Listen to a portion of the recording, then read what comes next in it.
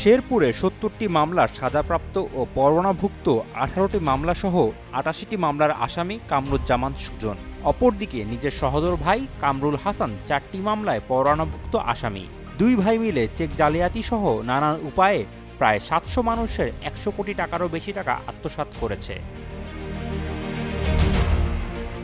সম্প্রতি শেরপুর জেলা পুলিশের দীর্ঘ ৫ মাসের অনুসন্ধান ও চেষ্টার পর গ্রেপ্তার করা হয় কামরুজ্জামান সুমন ও কামরুল হাসানকে।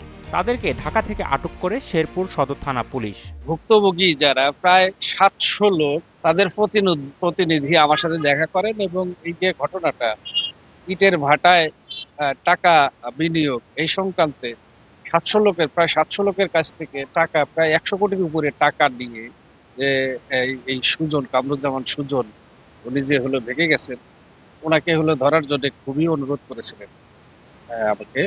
এখানে বিভিন্ন শ্রেণী পেশাজীবীর মানুষ ছিল। বিষয়টি আমি ওই সময় নোটে নেই এবং তখন থেকেই এটির উপরে কাজ শুরু করি।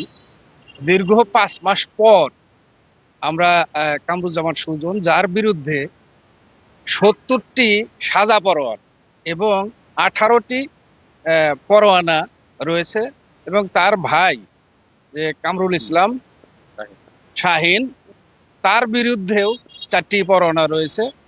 এই দু ভাইকেই আমরা ঢাকা থেকে গ্রেপ্তার করতে সক্ষম। শেরপুর থেকে মেহেদী হাসান শামীমের পাঠানো তথ্যচিত্রে ডেস্ক রিপোর্ট শাহেদ আলম ফাহিম, কালের কণ্ঠ।